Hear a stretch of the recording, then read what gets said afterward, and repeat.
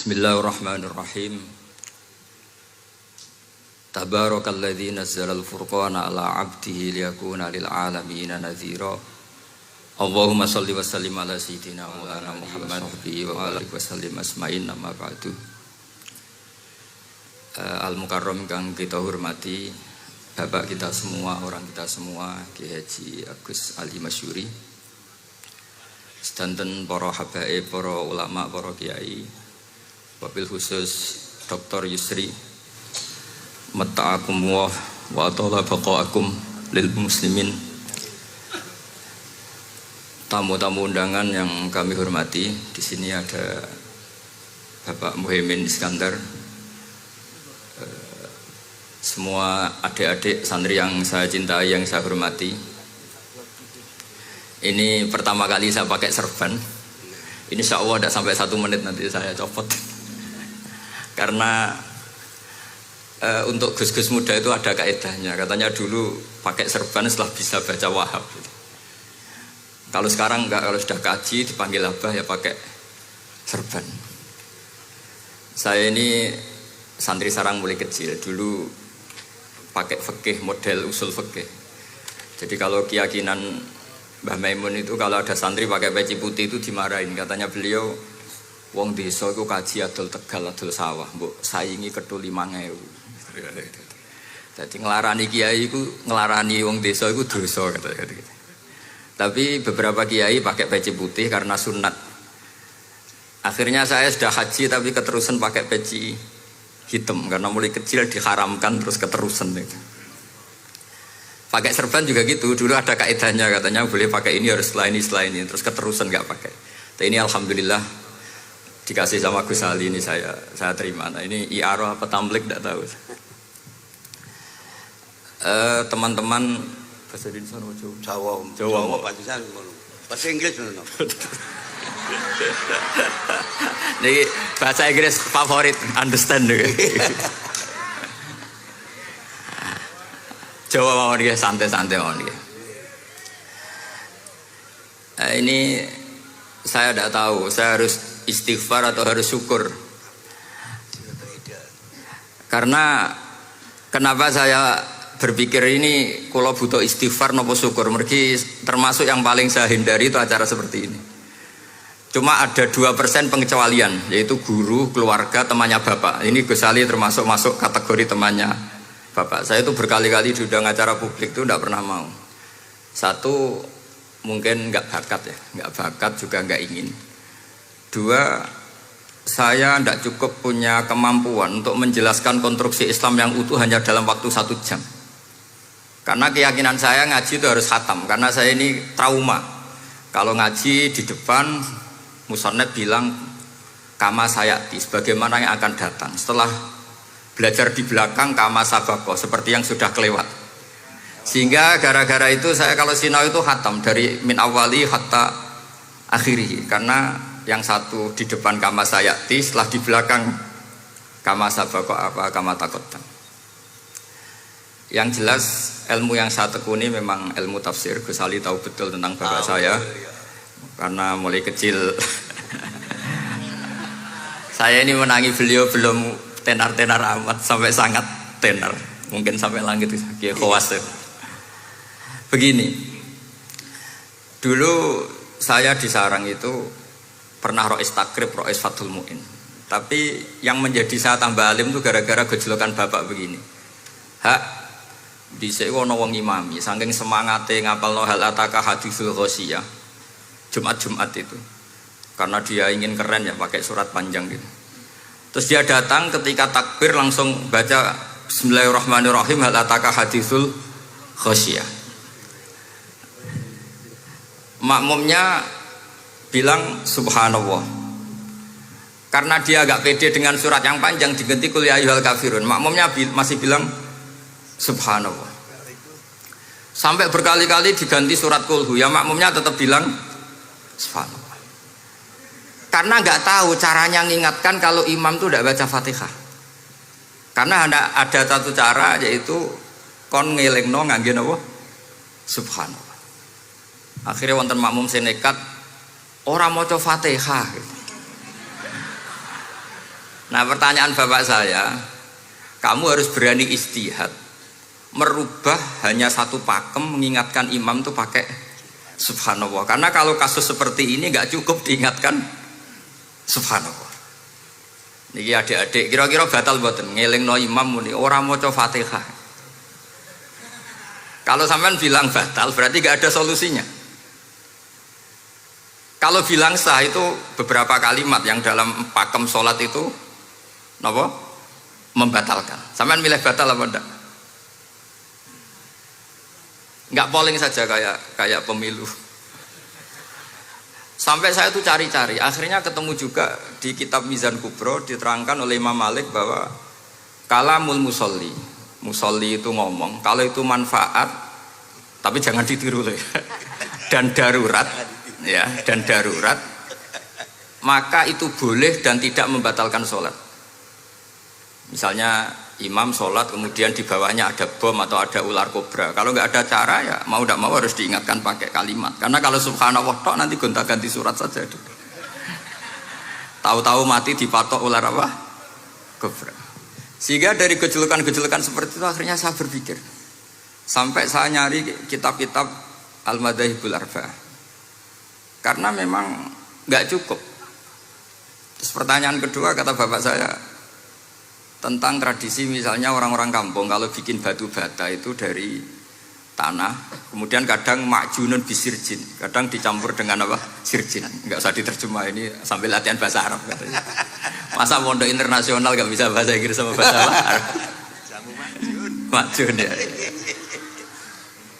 Ternyata mazhab Syafi'iyahnya membolehkan atau nganggap alat tohara itu dua, alma wa turab. Tapi ternyata dalam mazhab Hanafi termasuk alatut tathhir atau alatut tohara itu annar, yaitu api. Alasan Abu Hanifah, orang mukmin yang banyak dosanya itu untuk masuk surga itu disucikan dulu di neraka. Artinya annar itu al-mutahhirah. Nar itu gunanya mensucikan. Sehingga batu bata karena sudah mengalami proses dibakar maka berarti suci meskipun makjunun bisirjin. Ya tapi jangan pakai tayamum, pakai apa?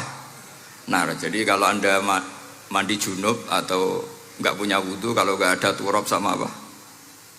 Air, ada solusinya yaitu wudhu pakai nar. Tapi itu jelas haram itu kalau itu, karena nggak mungkin nggak ada turab itu nggak mungkin. Sehingga ini penting, gejolokan-gejolokan para ulama, para guru ini penting. Karena ternyata para nabi itu menjadi pinter, itu ya karena digojlok pangeran. Saya punya sekian contoh di kitab-kitab para wali. Ketika datang malakul mauti ke Nabi Ibrahim dan akan mengambil nyawanya, itu Nabi Ibrahim tangklek, kowe sapa? Aku malaikat. Ono apa? Ditugasno pangeran mencabut nyawa Anda. Terus kata Nabi Ibrahim, apa kamu tahu saya ini siapa? Ya tahu, Anda Khalilur Rahman, kamu kekasih Allah. Terus kata Nabi Ibrahim, hal ra'aita habiban yumitu habibah. Masa ada kekasih membunuh yang dikasih? Pasti Anda salah. Ya karena malaikat gak pernah ngaji di sini, di progresif ini. Dia tidak bisa jawab. Akhirnya niki kula pamit, niki kula sembuh dicekap. Nggih cekap. Bingung, mboten kulino nih bingung niki. Akhirnya malaikatnya matur malih teng pangeran. Ya Allah, kata Nabi Ibrahim logikanya begini, wa hal ra'aita habiban yumitu habibah. Mosok kekasih kok dipateni kekasih. Terus kata Allah gini, ya sudah bilang gini sama Nabi Ibrahim, sama Ibrahim. Wa hal ra'aita habiban yakrahu ayyalqa habibah. Mosok kekasih kok ora siap ketemu sing dikasih. Akhirnya Israel datang lagi. Balik mana? Gini logikanya dibalik sekarang begini gitu. Wahal ra'aita habiban yakrahu ayyalqa habibah. Terus Ibrahim bilang oke ya, nggak masalah, sudah. Artinya apa? Kita ini diajari satu logika. Logika apa saja? Ini Allah. Sehingga ya memang normalnya hidup tuh cerdas. Kata Ghazali, cerdas nyikapi apa? Realitas. Ini penting saya utarakan. Saya punya sekian contoh kecerdasan para nabi. Saya berkali-kali cerita, nabi yang sezaman itu sebetulnya 3, tapi yang ilmunya level itu hanya 2. Karena ada yang sezaman yaitu Ibrahim dan Lut. Tentu tidak level karena Nabi Lut itu pernah keponakan Nabi siapa? Ibrahim. Kedua Nabi Musa dan Nabi Harun. Tapi ini juga agak level karena Nabi Harun jadinya Nabi itu karena proposal Nabi Musa. Jadi proposal mulai dulu ya ada. Nah, Nabi Musa kita tahu adalah Al-Sak. Al-Sak itu kalau ngendikan itu lesannya agak cedul ya. Cedul. Ini nanya jejer ke sana. Jadi kalau nggak bisa tanya ya. Bahasa Arabnya pokoknya Al-Sak, cedul ya. Cedul. Karena masyhur ya kita tahu cerita itu Musa yang kecil itu sebeling. Itu nak digendong Fir'aun itu dijabuti jenggote. Padahal masih kecil. Sesuai Fir'aun curiga dasar Bani Israel. Lama-lama dia memutuskan sepatah ini aja ini jelas darah-darah Israel. Kita tahu Fir'aun adalah orang Kipti, orang Mesir. Setelah berkali-kali gitu terus tanya gini sama Asia, ini anak ini sudah bisa mikir, memang dasar Bani Israel jadi gak suka orang Kipti. Orang bah cah cilik biasa gak masalah. Singkat-singkat terus dites ada jamroh, ada bara api sama apel. Sebetulnya Musa ini sudah tahu mau ngambil apel, tapi kalau dia ngambil apel dibunuh sama Fir'aun berarti bisa membedakan. Akhirnya sama Jibril diarahkan ngambil apa? Api jamroh tadi. Akhirnya agak ditelan terus menjadi lesannya apa? Cedul. Sampai sepuh jadi nabi tetap begitu. Makanya beliau ngendikan Rabbis shrahli sadri wa yassirli amri wahlul 'uqdatam min lisani yafqahu qawli. Terus proposalnya itu tadi waj'alli waziram min ahli Haruna akhi. Sebagian ayat lebih jelas lagi yaitu wa akhi Harun huwa afsahu minni lisanan fa arsilhu ma'iyya rid ayyusaddiquni. Jadi dan saudara saya Harun lebih fasih berbicara daripada saya.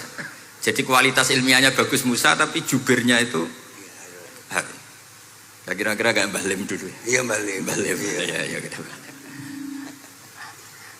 Jadi ini saya jubirnya Gus Ali, saya Harun, ini Musa. Maksudnya kaya karena sudah ada nabi. Singkat cerita karena Musa itu agak alsak sehingga Harun ini ya nggak levelnya.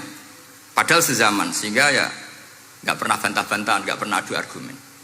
Yang benar-benar Nabi sezaman dan kemudian sering adu argumen adalah Isa dan Yahya.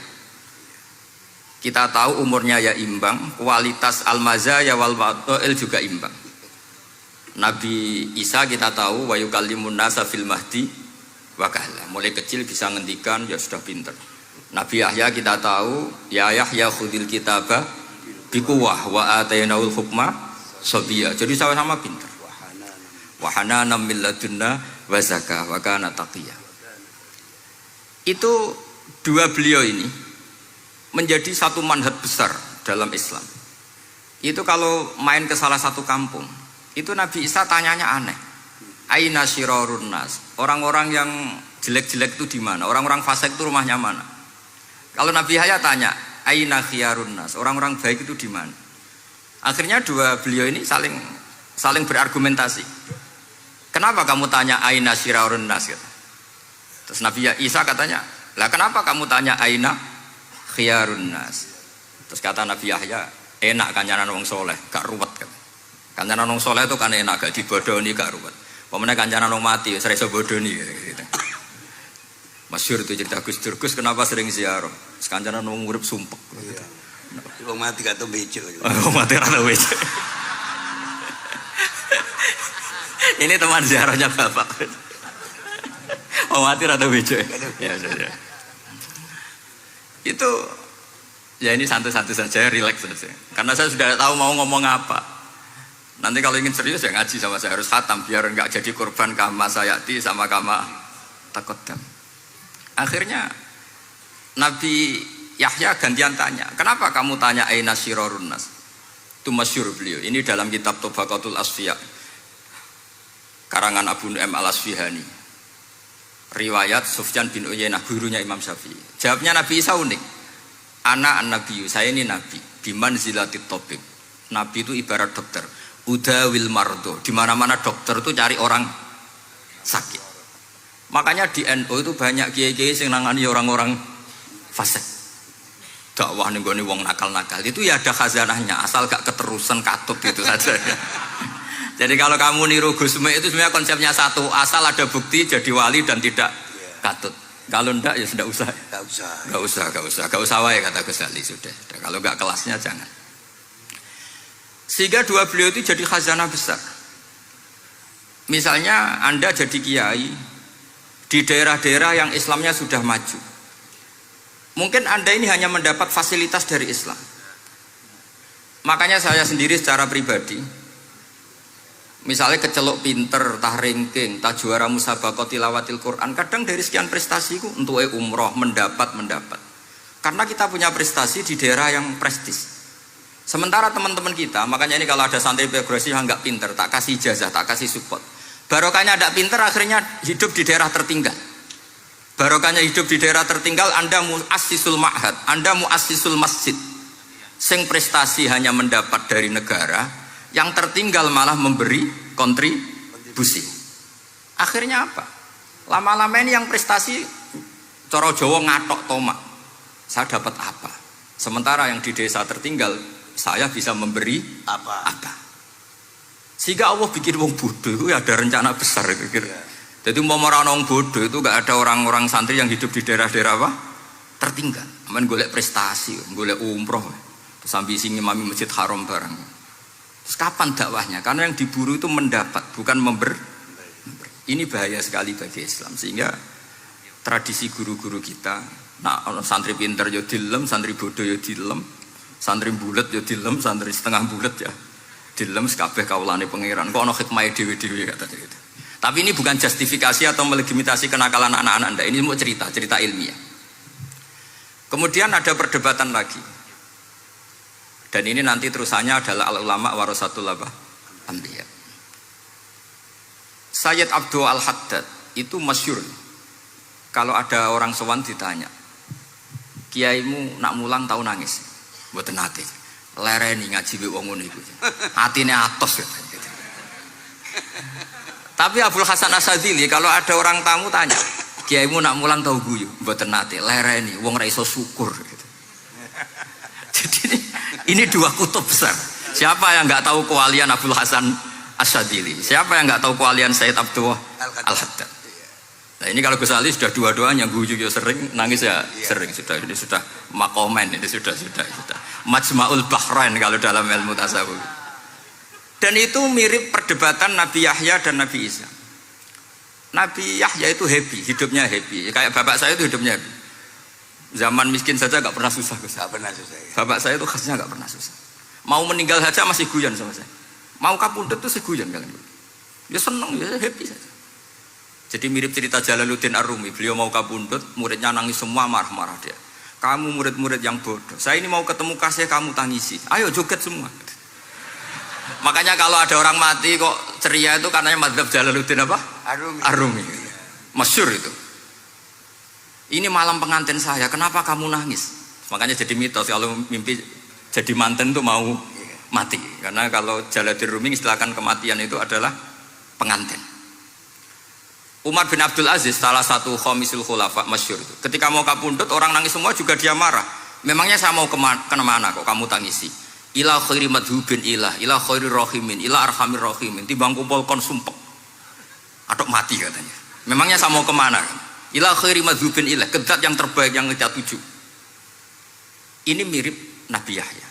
Sehingga Nabi Isa ngejlok, mali aroka dohikan ka'annaka ta'manu min makrillah. Kamu kok sering senyum, sering guyu, ngakak-ngakak, seakan kan kamu tuh tidak pernah akan kena siksa. Nabi Yahya gantian balas, mali aroka abisan ka'annaka taqnatu min rahmatillah. Lah kamu merengut terus koyo ora ono rahmate pangeran saja. Ini terus jadi madzhab antara Abdul Hasan Asyadzili dan Sayyid Abdul Al-Haddad. Sayyid Abdul Al-Haddad juga diikuti banyak kiai. Itu kalau habis sholat tuh masih susah, diterima enggak, sholat kita makbulah apa enggak, puasa kita makbul apa enggak, sujud kita makbul apa enggak. Tapi kalau Abdul Hasan Asyadzili, kalau ada orang tanya gitu dimarahin.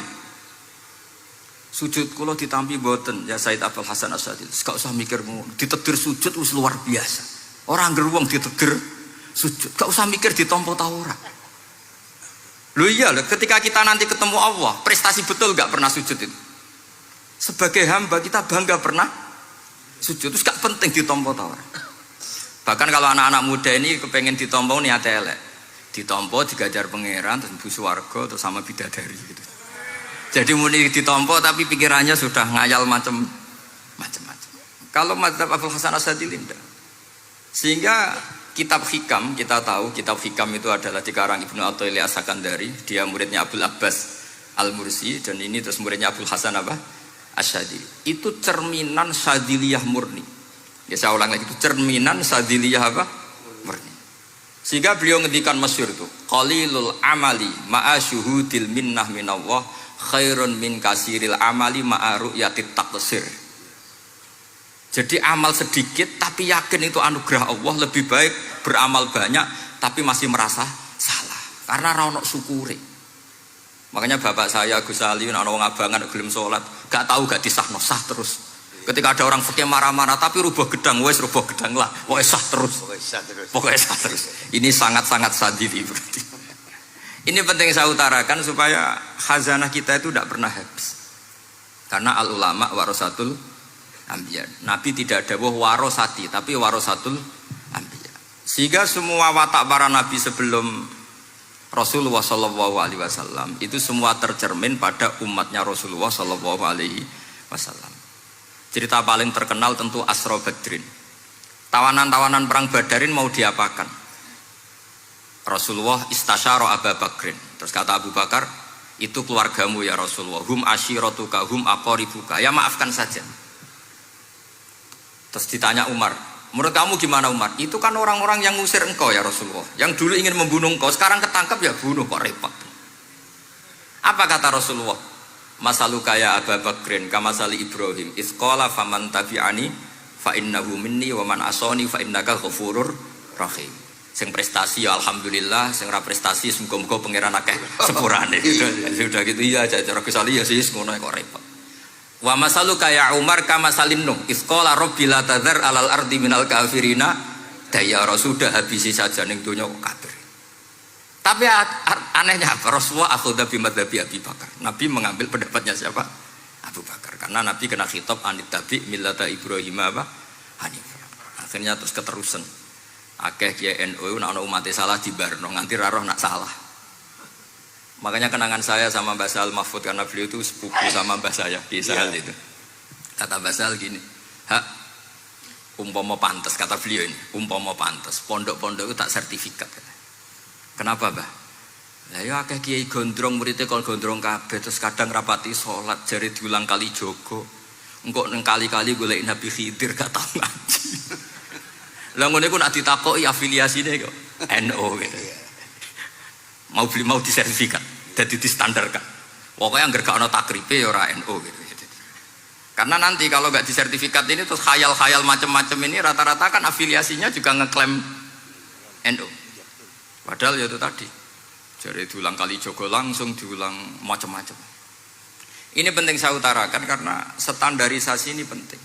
Caranya gimana? Kita harus sebanyak mungkin baca khazanah Islam. Makanya Imam Ghazali, kayak apa pinternya Imam Ghazali? Beliau di akhir kitab Ihya ngendikan wa alaika bimudawamati mutalaati kitab khilyatil auliya wa tabaqatil asfiya. Sehingga kita akan punya khazanah yang luar biasa. Saya punya banyak tentang kearifan ya para ulama-ulama dulu. Di antaranya dulu saya sering diceritain bapak tapi gak paham, tapi setelah saya ngaji lama-lama paham. Beliau pernah didawi Badullah gini, Nur dhisik ana wong salat 2 rakaat, terus syukur akhirnya salat lagi sampai 4 rakaat. Saking syukurnya salat lagi sampai 6 rakaat. Seterusnya sampai 1000 salat. Kita tahu itu Said Ali Zainal Abidin. Jadi dia menambahkan sholat itu karena iskon lillah, wa syauqon lillah, mahabbatan lillah. Bukan kayak kita, karena ingin sholat 1000 rakaat dibagi sekian menit terus kenanya 2 jam. Jadi kayak kita terawih lah 20 menit, 20 rakaat dibagi sekian kenanya 7 menit. Pentingnya apa?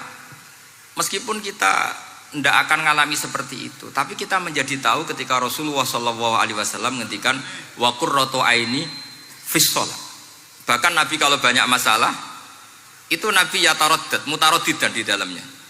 Setelah mutaraddidan agak panik, Nabi tanya gini sama Aisyah, "Aina Bilal, aina Bilal?" Bilal kemana? Bilal kemana? Setelah Bilal notok, tok tok tok, tok. Ya Rasulullah as-salat. Arifna ya Bilal, arifna ya Bilal. Saya kasih istirahat ya Bilal, saya kasih istirahat. Karena roh dunya, roh politik, roh kebudayaan, roh dulur bulet kabeh. Sing ra bulet mok sitok hubungan ambek Allah Subhanahu wa taala. Maka disebut as-shalat rohatul mukmin. Apa yang terjadi? Ashabu Rasulillah ketika Sayyidina Umar ditusuk oleh Abu Lulu al-Majusi.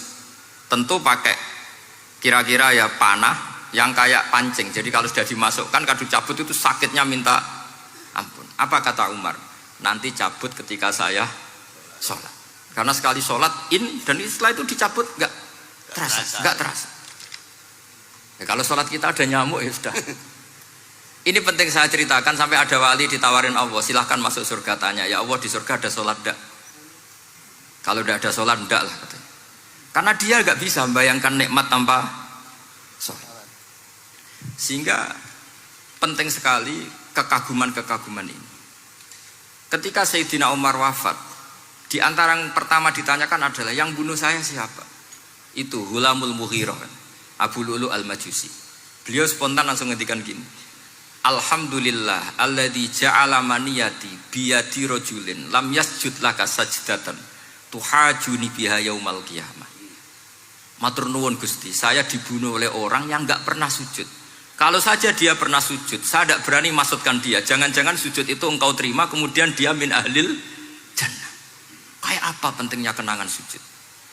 Rasulullah juga pernah ngendikan nanti kalau dunia sudah ruwet, as-sajdatul wahidatu khairun minad dunya wa ma fiha. Satu sujud lebih baik ketimbang dunia seisinya. Karena itu kelayakan kita sebagai hamba.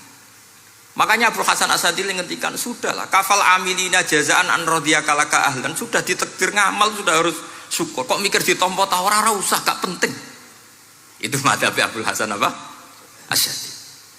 Dan itu ditiru para kiai-kiai kita. Madzhab Said Abdul Haddad juga ditiru kiai-kiai kita. Sehingga sedekah Rasulullah ketika ngendikan al ulama warasatul anbiya. Ini penting saya utarakan karena khazanah kita biar tetap kaya.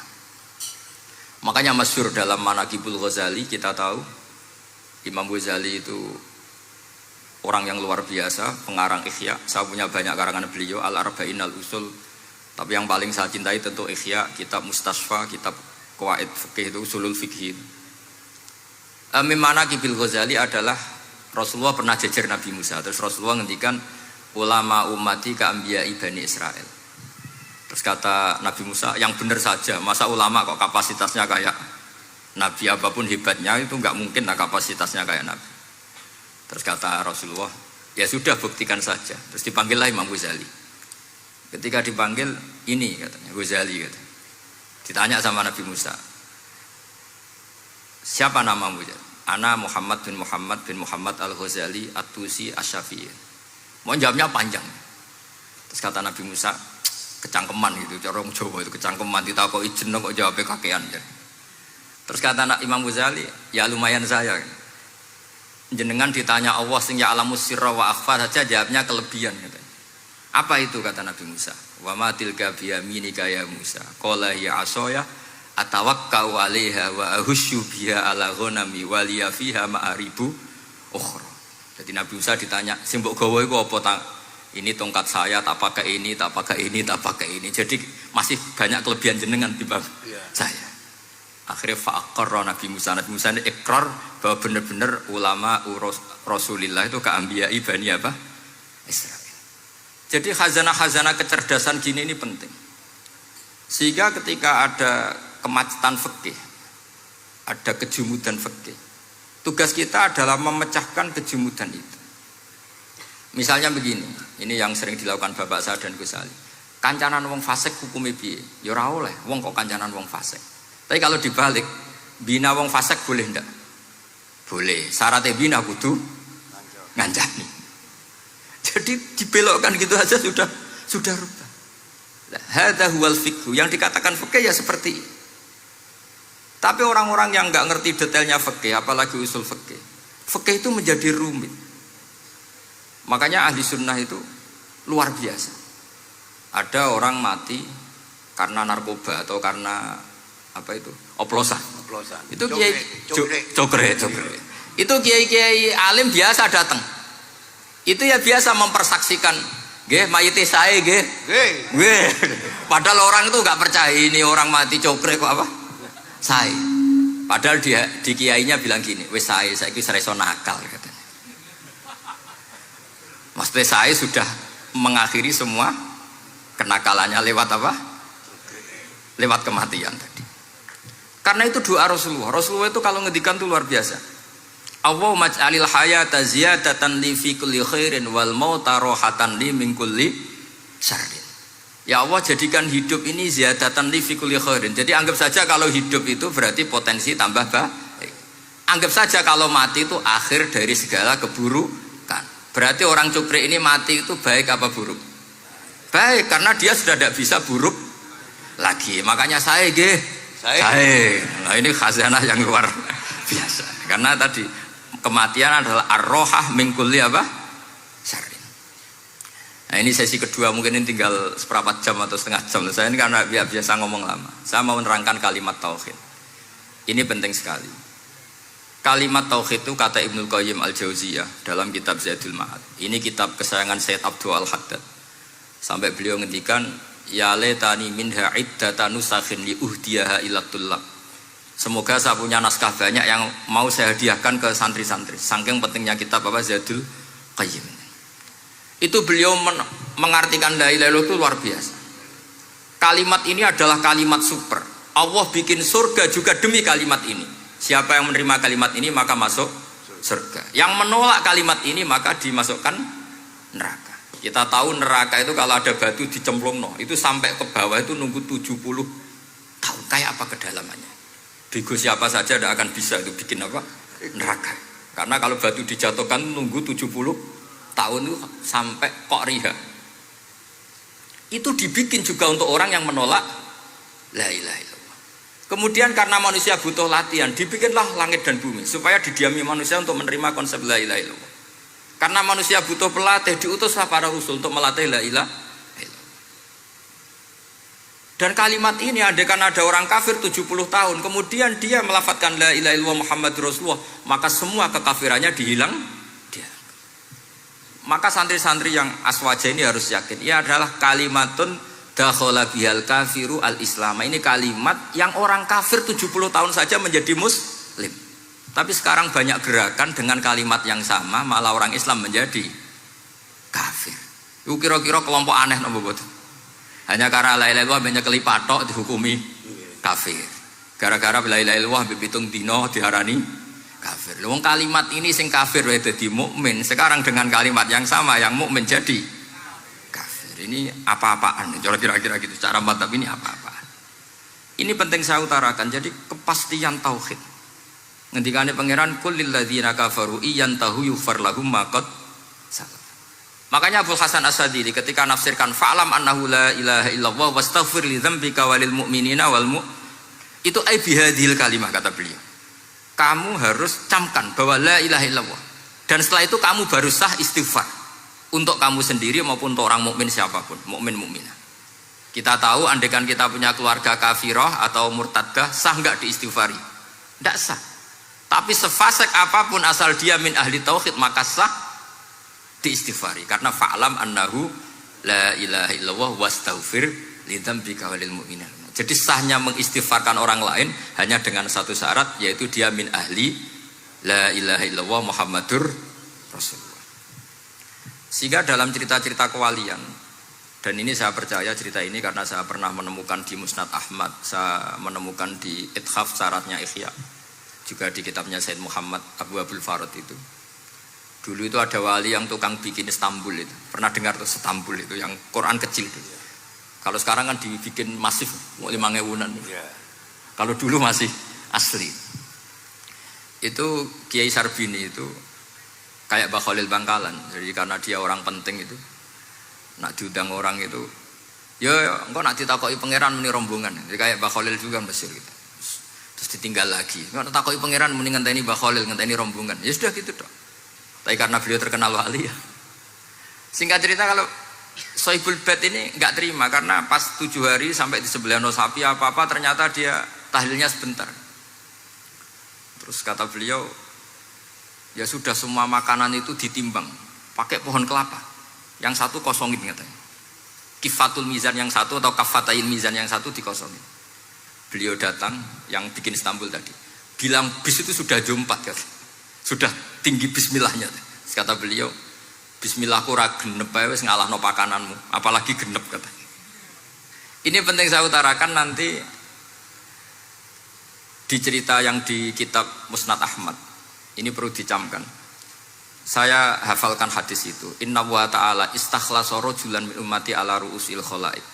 Setelah dipertontonkan, fayan suruh alaihi tis'an wa tis'ina sijillan. Kullu sijillin minha maddul basar. Jadi ketika dipertontonkan itu ada satu box, yang satu boxnya itu sudah sepanjang mata melihat. Sudah satu boxnya saja itu mislu maddil basar, sepandang mata melihat. Apalagi di 99. Terus Allah itu fair, Allah tanya, afalaka uzurun, apa kamu melakukan kesalahan banyak ini punya alasan? Enggak katanya. Adzolamat kata badi al-hafidun, apa memang malaikat itu sentimen sehingga salah kamu tok yang ditulis, kalau kamu enggak salah enggak ditulis? Enggak ya Allah. Terus kata Allah, bala innalaka inti hasanah, kamu masih punya satu kebaikan. Ketika Allah bilang kamu punya satu kebaikan, apa kata lelaki tadi? Nah, gunanya apa ya Allah satu kebaikan dibanding kesalahan yang sebanyak itu? Akhirnya kesalahan yang sebanyak itu ditimbang, si timbang satunya itu hanya la ilaha illallah Muhammadur Rasulullah. Fato syat as-sijilat, semua catatan salah tadi kalah. Kenapa? Fala yaskulu ma'asmillahi ta'ala syai'un, karena di dunia maupun akhirat tidak ada yang bisa mengalahkan kalimah thayyibah. Tapi sekarang kalimat thayyibah itu jadi tersangka. Nah ini makanya saya mohon santri-santri, hujjiyatu ahli sunnah wal jamaah ini harus mustaqirroh, harus sabitah, harus benar-benar berargumentatif. Sehingga kita tahu setahu-tahunya bahwa kalimat ini adalah kalimat yang orang kafir saja menjadi muslim. Masa dengan kalimat yang sama orang mukmin menjadi kafir. Ini penting saya utarakan karena kita harus terus belajar. Caranya gimana? Ya diantaranya tadi belajar kitab Ihya, beberapa kitab.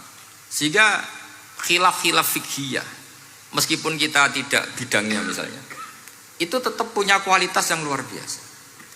Saya sampai sekarang menerima sorogan kitab Mahalli. Itu di situ ada perdebatan unik.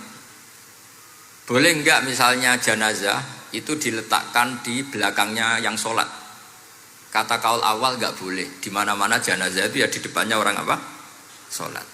Tapi kata kaul sani, ya boleh saja jenazah itu enggak imam katanya. Iya.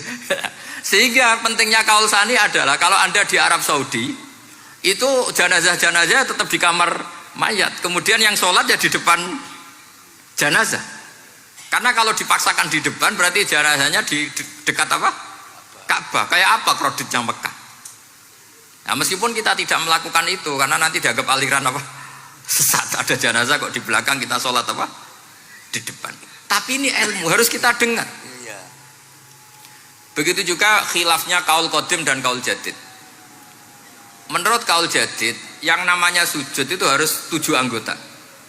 Karena kata Rasulullah SAW, umirtu an asjuda ala sab'ati a'zumin al-jabhah wal yaden wal rubaten wal kodamen. Berarti al-jabhah 1, yaden 2, kodamen rubaten 2, kodamen 2. Sehingga kalau kiai-kiai fanatik fikih, nak anak-anak sujud ngongkrong dipetel-petel dong. Mergo supaya 7 apa? Anggota. Tapi kata Imam Syafi'i dalam kaul qadim, kata beliau, wayah tamilu, mungkin saja sujud itu cukup pakai jabhah. Karena dalam doa Nabi itu hanya sajadalaka wajhi wa sam'i wa basori. Tidak ada Nabi dongo sajadalaka wajhi wa yadi wa rubbati wa qadami. Jadi kecerdasan ulama-ulama dulu itu luar biasa. Sehingga kalau kita baca pembanding-pembanding itu, lama-lama kita menjadi cerdas. Ini yang terakhir saya cerita tentang Imam Ghazali. Dulu banyak orang yang bermadzhab pentingnya uzlah. Sehingga banyak ulama yang uzlah. Alasannya kumpul wong serepot tok. Paling gak ngerasani wong lah. Minimal dosanya ngerasani wong. Singkat cerita banyak ulama yang uzlah. Kemudian umat ini dipimpin aliran-aliran sesat. Terus ulama yang uzlah-uzlah itu diparani sama ulama yang sudah jadi wali. Ya akalatal hasis karena dia di hutan sehingga makannya hanya rerumputan. Taraktum ummata Muhammadin sallallahu alaihi wasallam fi aidil mubtadi'ah. Betul uzlah itu baik, tapi membiarkan umatnya Nabi dipimpin orang-orang yang sesat. Makanya kita terima kasih sekali Gus Ali ada di antara kita, membimbing kita, membina kita. Jangan terus dunia wis rusak tinggal nawa tidak bisa. Ini ummatur Rasulillah, ummatun marhumah, ummatun mahfudhah, ummatun mar'iyah. Insyaallah apapun kondisinya kita tunggoni, baik dalam skala negara, masyarakat maupun kultural.